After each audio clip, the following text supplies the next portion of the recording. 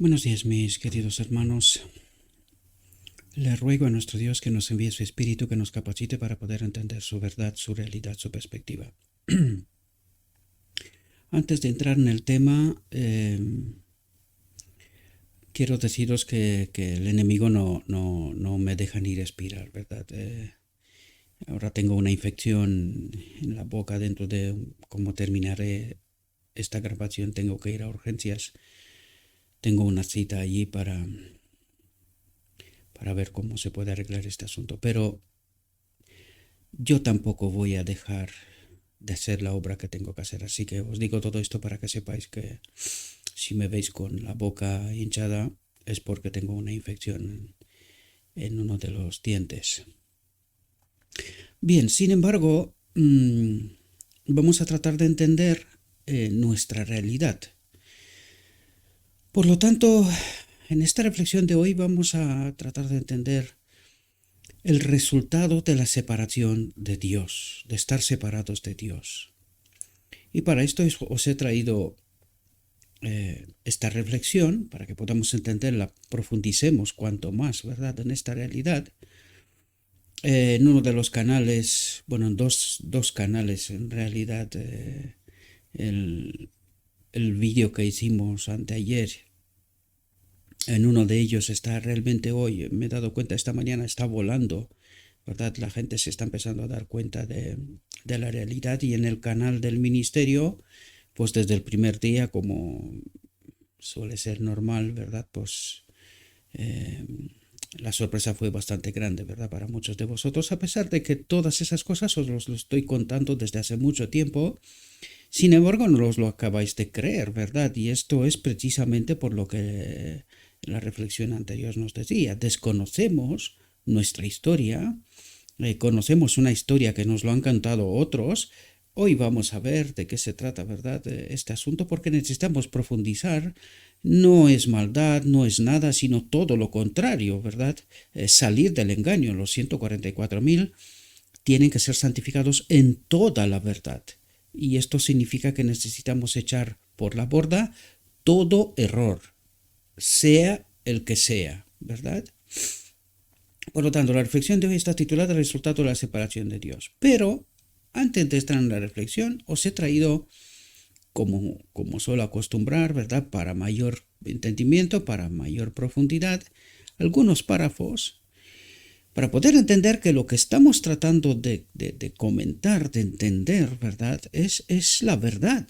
Lo que pasa es que son perlas sueltas en distintas partes, y que solamente aquellos que realmente comen y beben la sangre de Cristo, es decir, buscan la verdad, buscan la santidad, santificarse, purificarse en la verdad, comprender el gran conflicto, pues tienen la oportunidad de comprender esta realidad, ¿verdad? Por lo tanto, un texto, o el primer texto, mejor dicho, y dice lo siguiente: en muchas ocasiones el Espíritu Santo obró, pero los que resistieron al Espíritu de Dios en Minneapolis en 1888, ¿verdad?, estaban esperando una oportunidad para volver a recorrer el mismo terreno, es decir, volver a rechazar a Cristo, ¿verdad?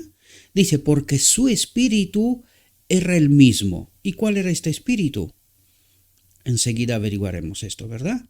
Dice, después, cuando tuvieron evidencia sobre evidencia, algunos fueron condenados, pero aquellos que no fueron ablandados y sometidos por la obra del Espíritu Santo, pusieron su propia interpretación sobre cada manifestación de la gracia de Dios y han perdido mucho.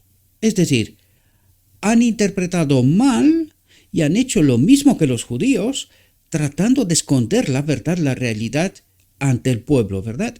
Y esta es nuestra desgraciada experiencia. Desgraciadamente el pueblo no conoce su historia, no entiende lo que ha pasado, y por esto, fijaos que vamos camino a 3 años, llevamos casi 3 años tratando de explicar estas realidades y la gente no se la acaba de creer. No se acaba de creer que está viviendo un engaño, no se lo acaba de creer, ¿verdad? Dice, declararon en su corazón en su alma y en sus palabras que esta manifestación del Espíritu Santo era fanatismo y engaño. Y esto es lo que sabe el pueblo hoy.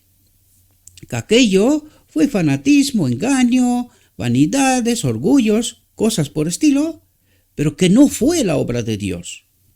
Que Jones y Waggoner no fueron enviados por Dios. Que lo que ellos trataron de decir no era la obra de Cristo, del Espíritu Santo, ¿verdad? Dice, se mantuvieron como una roca, no quisieron cambiar de opinión, ¿verdad? Las olas de la misericordia fluían sobre y alrededor de ellos, pero fueron rechazadas por sus corazones duros y perversos, que resistieron la obra del Espíritu Santo.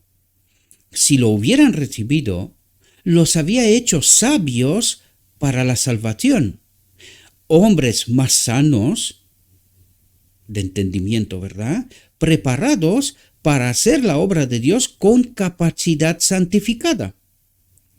Pero desgraciadamente se han quedado sin este entendimiento, sin este poder, sin ser acompañados por el Espíritu Santo, porque lo rechazaron, ¿verdad? Fijaos lo que dice. Dice, pero todo el universo celestial, no son bromas, queridos, lo que nos está diciendo. Todo el universo celestial fue testigo del vergonzoso tratamiento de Jesucristo. Recalco, Jesucristo. Cristo y su Espíritu. Por eso lo recalco, ¿verdad? Representado por el Espíritu Santo.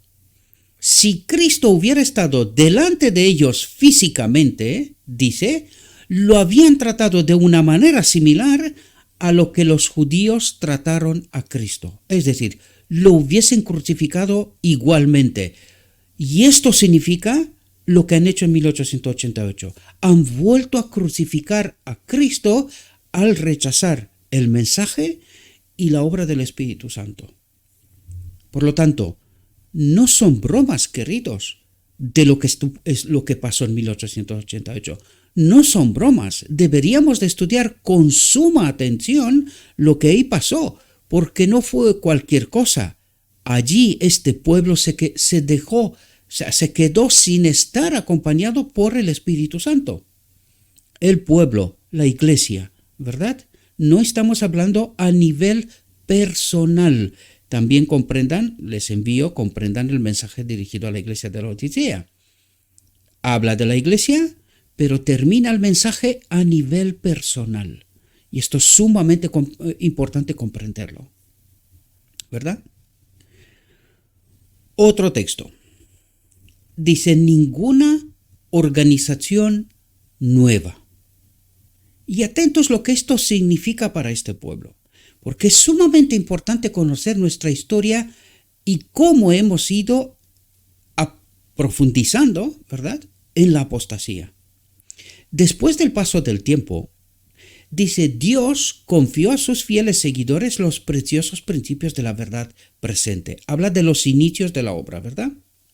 Dice, estos principios no fueron dados a los que no habían tenido parte en la entrega de los mensajes del primer y segundo ángeles, es decir, todas las demás iglesias oficiales.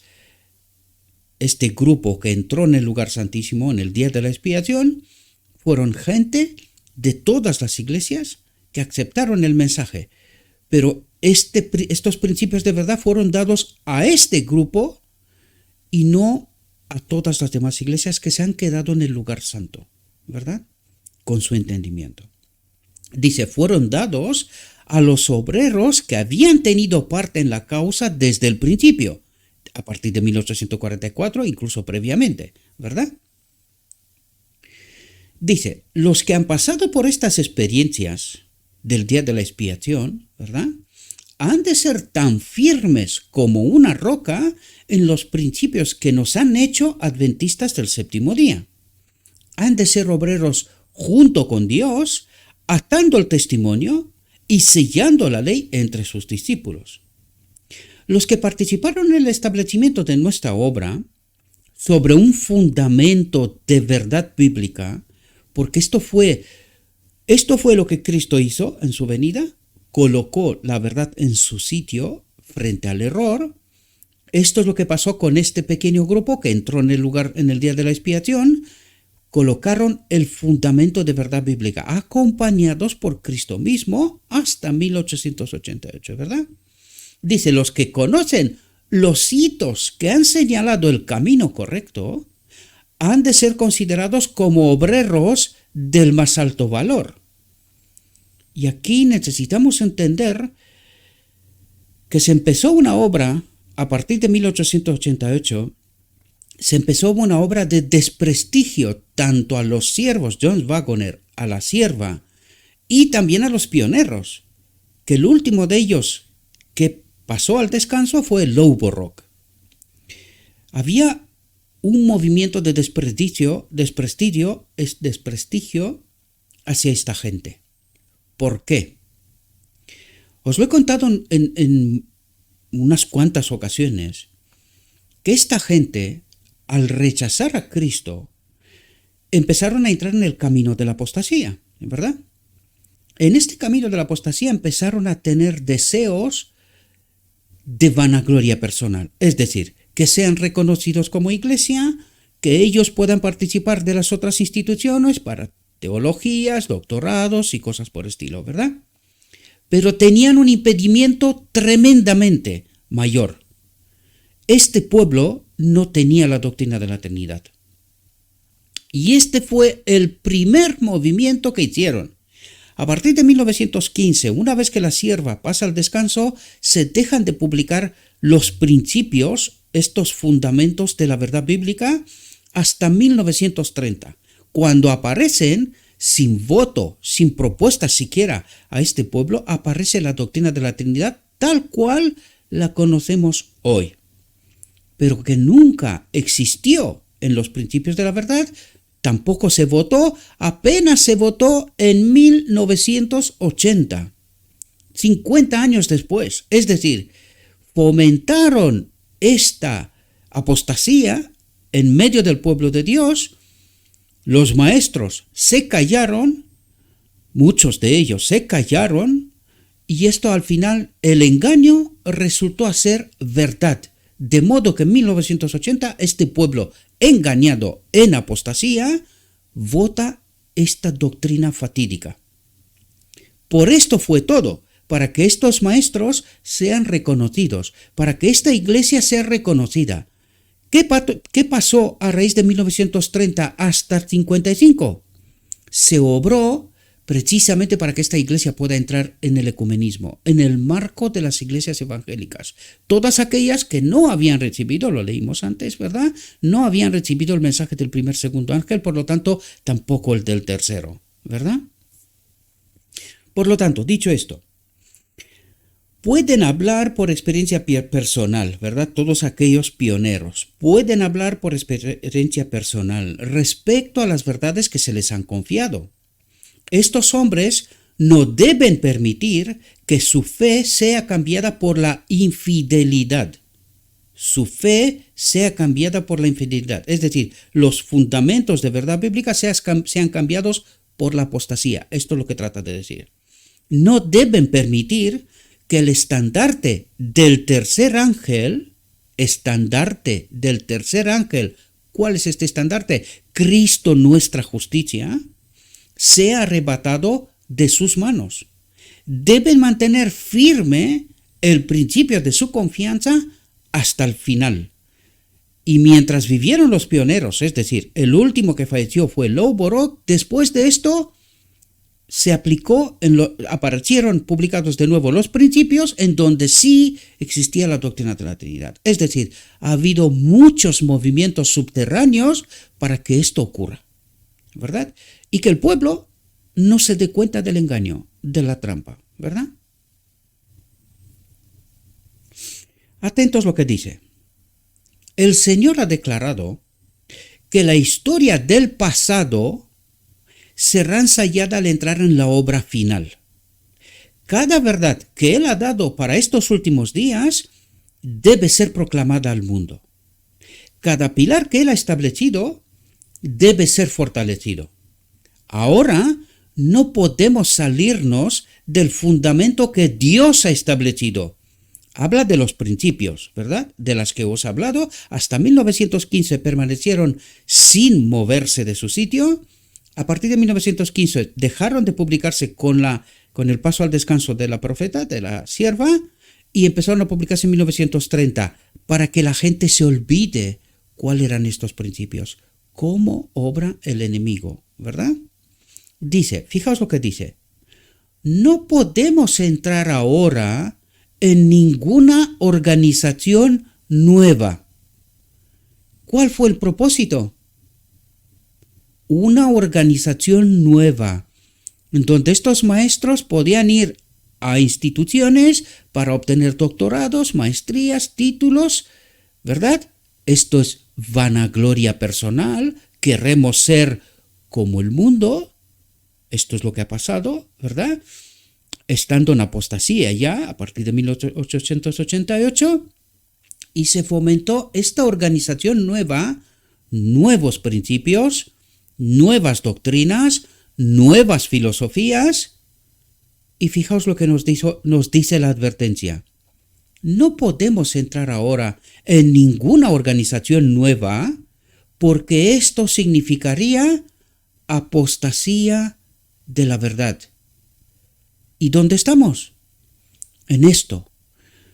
Los líderes de este pueblo jamás reconocieron que ellos entraran en una organización nueva, pero para poder entrar en ecumenismo a partir del 55, para que puedan ser reconocidos como iglesia, esto hicieron. La corporación adventista, y se cambiaron los principios, los fundamentos de la verdad. Una vez más os lo repito. Todas estas verdades están por escrito, mis queridos hermanos. Pero tenéis que dejar de creer a los líderes y estudiar por vosotros mismos. Tal como Cristo nos repite una y otra vez, si no estudiamos por nosotros mismos, seremos engañados. Porque tal como vamos a ver, este pueblo en apostasía está liderado por un extraño. Y la grandísima mayoría del pueblo no se lo cree, pero precisamente por esto permanecen como iglesia militante y no serán nunca la iglesia triunfante. La iglesia triunfante estudiará, comprenderá la verdad, se santificará en toda la verdad, echará el pecado de en medio del pueblo de Dios, es decir, la apostasía, todos los errores, harán la misma obra que han hecho los pioneros. El Señor ha declarado que la historia del pasado será ensayada al entrar en la obra final, será restablecida la verdad. Eso es lo que trata de decir, ¿verdad? Bien, entendido esto, ¿y dónde estamos, verdad? Vamos a entrar en la reflexión de hoy, resultado de la separación de Dios. Y vamos a ver qué es lo que nos cuenta. Dice, tan pronto como un hombre se separa de Dios, de modo que su corazón no está bajo el poder subyugante del Espíritu Santo, los atributos de Satanás se revelarán y él comenzará a oprimir a sus semejantes. Cuidado, porque aquí nos está hablando de la consecuencia de rechazar al Espíritu Santo a partir de 1888. Y lo que trata de revelarnos es cómo actuarán aquellos que no están acompañados por el Espíritu de Dios, sin embargo están liderando el pueblo de Dios, ¿verdad? La iglesia militante. Tan pronto como un hombre se separa de Dios, porque eso es lo que hicieron en 1888, el Espíritu Santo se retiró, ellos crucificaron de nuevo a Cristo, por lo tanto se quedaron bajo el amparo de ¿quién? ¿Qué nos dijo el primer párrafo? De un otro espíritu, ¿verdad? Dice, los atributos de Satanás se revelarán y él comenzará a oprimir a sus semejantes. Sale de él una influencia contraria a la verdad, la justicia y la rectitud. Sale de él, dice, una influencia. Él cree defender la verdad, él cree estar en el camino, en el patrón, camino de Maús, ¿verdad? En el camino de la verdad, pero no sabe que está manejado por un espíritu engañador. No lo sabe, ¿verdad?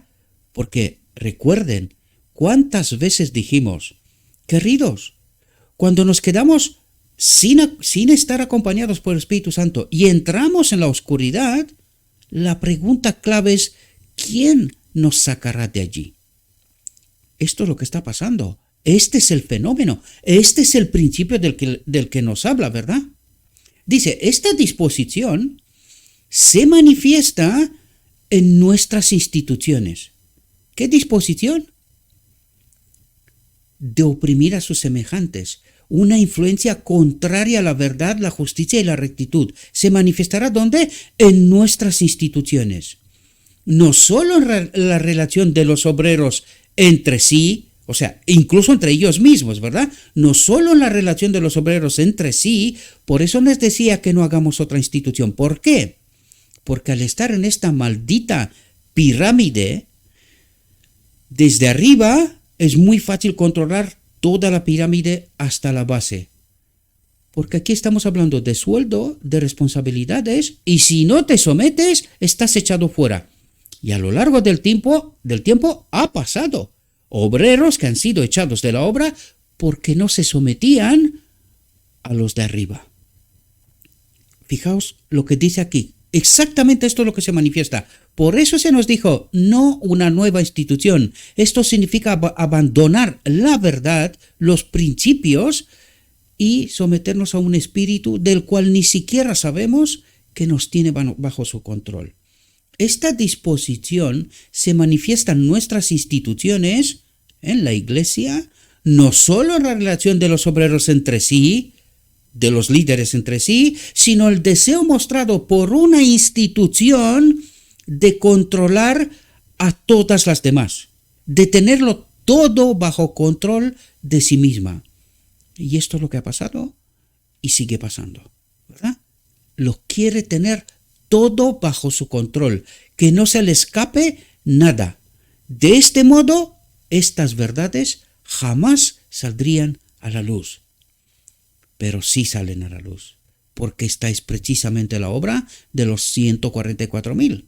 Santificarse, purificarse de estos errores y empezar a glorificar a Dios, ¿verdad? Dice, hombres a los que se le han confiado grandes responsabilidades, pero que no tienen una conexión viva con Dios. Estos hombres que se les han confiado grandes responsabilidades, pero que no tienen una conexión viva con Dios. ¿Por qué? Porque lo han rechazado, han hecho y hacen caso omiso de su Espíritu Santo. Y entonces, ¿quién les guía? ¿Por qué está la iglesia en apostasía? ¿Por qué la iglesia desconoce la verdad? Por esta maldita obra. Por esta maldita obra que lleva a la iglesia militante en su totalidad a la muerte. Y ni siquiera se dan cuenta. Dice, están dando rienda suelta al mismo espíritu que tenían Core, Datán y Abirán, y que tenían los judíos en los días de Cristo, y que ahora lo tiene el liderazgo de este pueblo también. Las advertencias han venido de Dios una y otra vez para estos hombres. El mensaje de la iglesia de Laodicea al liderazgo, ¿verdad?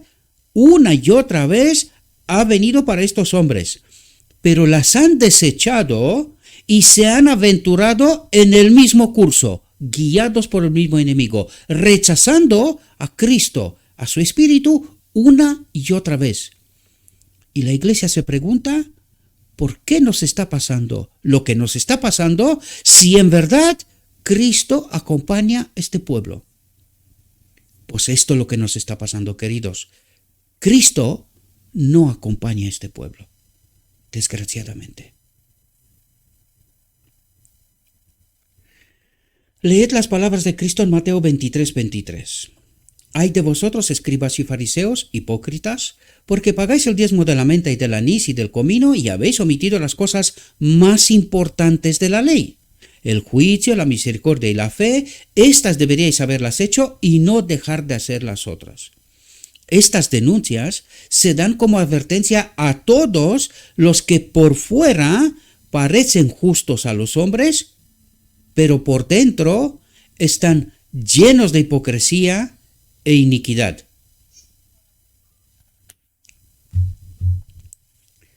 Dicen, estamos entregados a hacer todas estas cosas.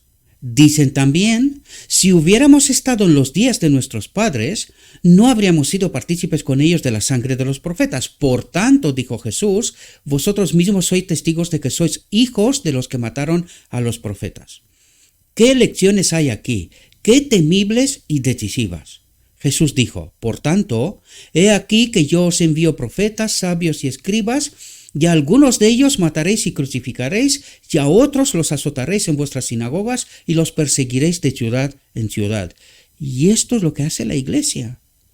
Por esto la verdad no ha llegado a este pueblo, pero gloria sea dada a Dios, porque ahora desde un garaje y desde su casa, los ministros de Dios pueden proclamar la verdad, a pesar de que tienen prohibido predicar desde el púlpito estas verdades.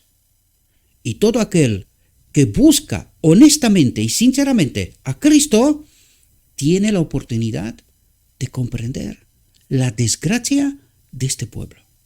Dice, esta profecía se cumplió literalmente por los judíos en su trato con Cristo y con los mensajeros que Dios les envió.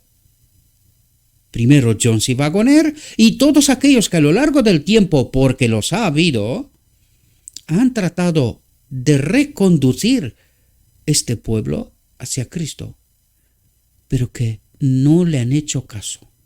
Han hecho caso omiso al Espíritu Santo. Lo leímos antes, ¿verdad? Por eso os pido estáis atentos, porque si no, no comprenderéis, ¿verdad? ¿Seguirán los hombres en estos últimos días el ejemplo de aquellos a quienes Cristo condenó? ¿De quién habla? De nosotros, queridos. Sobre todo del liderazgo de la iglesia. Pero no te olvides, tú y yo tenemos la responsabilidad de comer y beber de la carne y de la sangre de Cristo, de conocer la verdad por nosotros mismos. No porque nos la cuentan otros. Porque es verdad, yo también fui engañado, durante mucho tiempo confié. Pero cuando empecé a darme de cuenta de la verdad, decidí proclamar la verdad. Esto trae consigo consecuencias, pero las tengo asumidas. Todas y cada una de ellas. Ahora os toca a vosotros.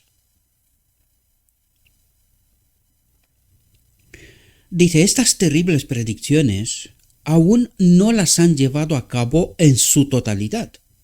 Pero si Dios les perdona la vida y alimentan el mismo espíritu que marcó su curso de acción, tanto antes de 1888 como después de la reunión de Minneapolis, llenarán en su totalidad los hechos de aquellos a quienes Cristo condenó cuando estuvo en la tierra. A los fariseos, al liderazgo de la iglesia, o sea, de los judíos, ¿verdad? Al liderazgo de los judíos, a los maestros del supuesto pueblo escogido por Dios. Supuesto digo porque estaban en apostasía, fueron escogidos, pero abandonaron su misión, traicionaron a Cristo y nosotros hicimos lo mismo. Pero los 144,000 tienen como deber restablecer los principios y la verdad, echar fuera el error y glorificar a Dios. Los peligros de los últimos días están sobre nosotros. Atentos, por favor, atentos. Satanás toma el control de toda mente que no está decididamente bajo el control del Espíritu Santo. ¿Entendéis? No hay puntos intermedios. O tenemos al Espíritu Santo o el enemigo toma el control de toda mente que no está decididamente bajo el control del Espíritu de Dios. Y la pregunta clave es, ¿y por qué no estamos bajo el control del Espíritu de Dios? Porque en la visión de los dos tronos nos dice, el pueblo pide, Padre, danos tu Espíritu, pero se interpone un espíritu falso. ¿Por qué? por las falsas doctrinas, empezando por la doctrina de la Trinidad. Dios no puede sostener semejante engaño. Por esto este pueblo está en engaño. Aquella es solamente una, la primera y la más grave, porque toca a la deidad. Pero cuántas cosas hay todavía que están pervertidas precisamente por caminar bajo el control del enemigo. Dice, algunos han estado cultivando el odio contra los hombres a quienes Dios ha comisionado para llevar un mensaje especial al mundo. Comenzaron esta obra satánica en Minneapolis, después, cuando vieron y sintieron la demostración del Espíritu Santo, testificando que el mensaje era de Dios, lo odiaron aún más. ¿Qué hicieron los judíos?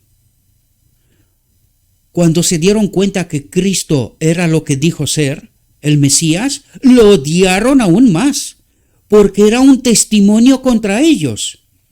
Hasta hoy, queridos, hasta hoy. No quisieron humillar sus corazones para arrepentirse.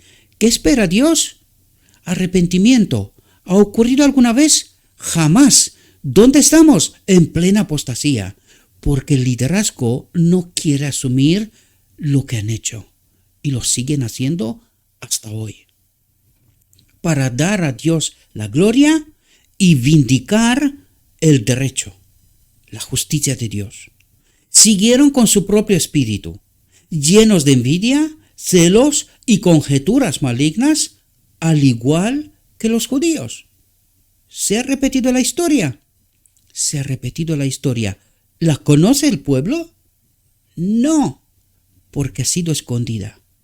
Ha sido escondida por los propios líderes de este pueblo. Abrieron sus corazones al enemigo de Dios y del hombre. Abrieron sus corazones al enemigo de Dios y del hombre. Y con este espíritu guía a este pueblo. Por esto Dios espera una iglesia triunfante y el pueblo no sale de la iglesia militante, del engaño perpetuado por sus líderes. Sin embargo, estos hombres han estado ocupando puestos de confianza y han estado moldeando la obra según su propia similitud, según el espíritu que tienen, ¿verdad? Y según les ha dado la gana, ¿verdad? En la medida de lo posible. Porque Dios también obra a nivel personal con el remanente. Recuerden, la iglesia triunfante ha de salir de la iglesia militante. Por lo tanto, han obrado con su espíritu el liderazgo. Sin embargo, todos aquellos que han querido decididamente colocarse bajo la obra del Espíritu Santo han averiguado la verdad.